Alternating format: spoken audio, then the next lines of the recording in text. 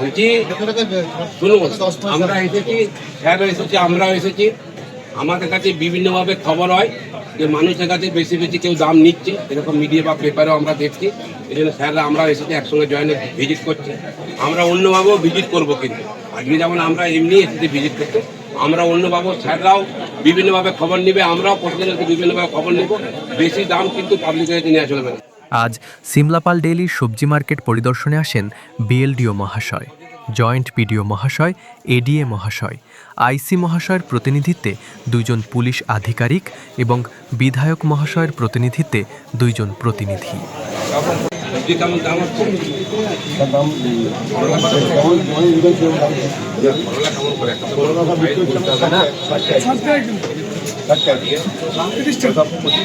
Price কিন্তু এসেছেন, price কিন্তু বেশি নেওয়া যাবে না পাবলিকের। লঙ্কা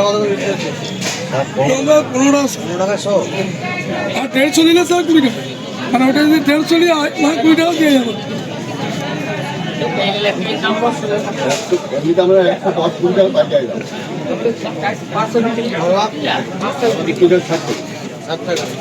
পটল স্যার 50-40, মানে সকাল থেকে 50, বেলা থেকে তো বাজার কাটা 50 টাকা না, 60 টাকা আমরা খুচরা দিচ্ছি, 60 টাকা।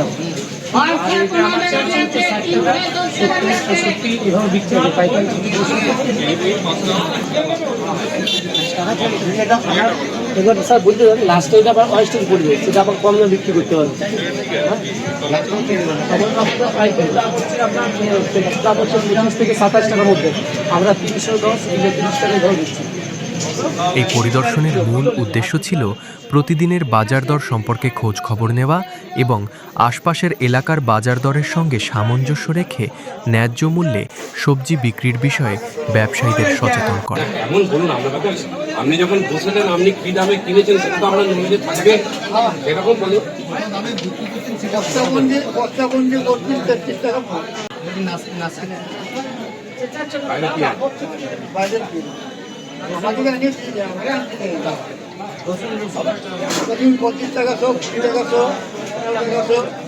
পেঁয়াজ 30-40, রসুন 20 টাকা 100, 30 টাকা 30 বেশি হচ্ছে, 250 টাকা 30 টাকা 100, 250 প্রচুর বলছে, 250 টাকা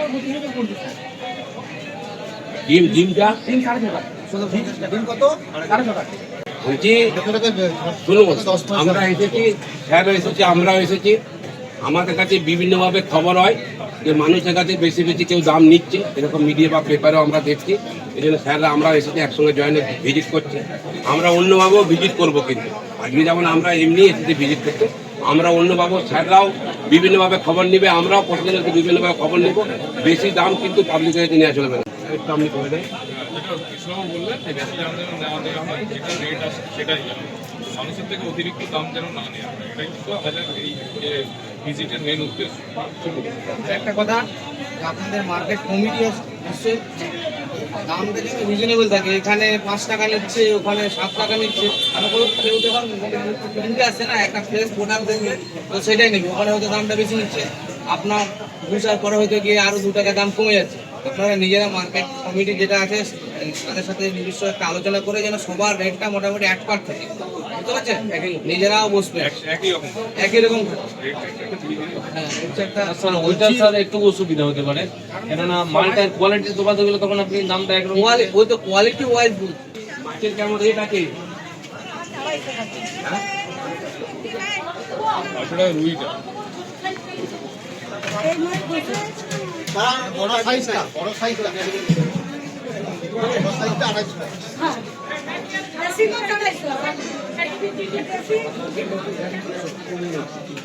হ্যাঁ বলছি দামগুলো একটু ঠিকঠাক করে নেবেন, পাবলিকের কাছে ওজনটা ঠিকঠাক এটাই বলছি, পাবলিকের কাছে যাবেন ঠিকঠাক থাকে। আপনি বিক্রি করছেন, আপনার এটাই ঠিক আছে, ঠিকই আছে।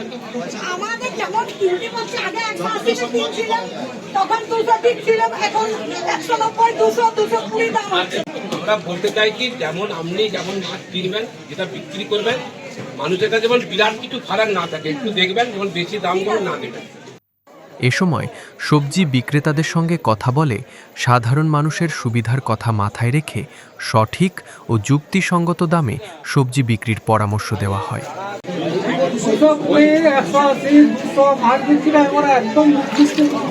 এটাই করবেন, এটা বলার যে একটা নির্দিষ্ট দাম নেবেন। মাছ পাওয়া যাচ্ছে না, একদম নির্দিষ্ট কিছু করা যাচ্ছে না। যেমন কেনা সেরকম। পাশাপাশি মাছ ও মাংসের দোকানগুলিও পরিদর্শন করা হয়। 180 টাকা মানে লাইভ, হ্যাঁ সব কিছু মানে কোনো কিছু বাদ যাবে, মাথা সহ একদম 180 টাকা। আর এমনি ফ্রেশ যদি না হয় তাহলে বিক্রি হয় না। গোটাটা কত বিক্রি করছেন? গোটা 130 আর কাটা 180। আচ্ছা, আমরা সমেত 180। আর যদি ফ্রেশ না হয় আমরা 300 টাকা। কোনো কিছু সব কিছু চামড়া দামড়া বাদ দিয়ে 20 টাকা বেশি, মানে খালপোস যদি কোনো 20 টাকা বেশি। 20 টাকা বেশি। কত করে রেট আছে খাসির? 780। কত? 780। মানে একদম টোটাল লাইভ ওয়েট, মানে কোনো কিছু বাদ দেবেন না, মাথা ফাতা সব মাথা হবে। আর কি দেবেন না, সব কিছু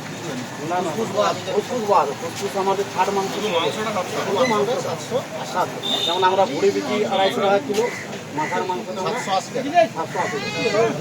মাথার মাংস বিক্রি 400 টাকা কিলো। বলছি যেটা আপনি বিজনেস করছেন ভালো জিনিস, এটা হয়ে যাওয়ার পর আপনি এইখানটা কিন্তু ভালো করে জল দিয়ে ফিনাইল দিয়ে একটু করে দেবেন প্রতিদিন। এটা আপনার নিত্য নতুন কাজ হবে।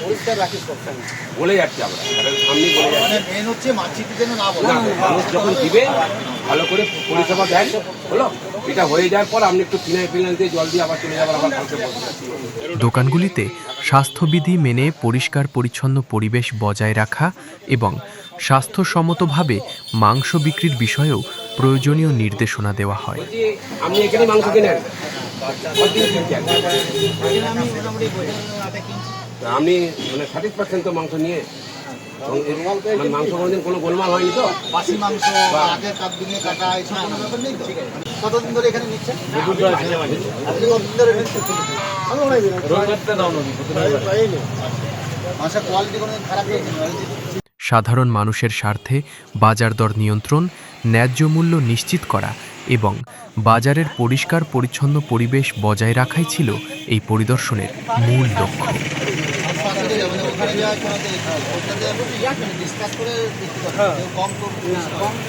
একদম ফ্রেশ মাংস তো, মানে কোনো কিছু দেন না ভিতরে। আর আপনার ছাগলটা কি ব্ল্যাক বেঙ্গল ছাগল না অন্য কোনো ছাগল নেই? লোকাল ছাগল তো?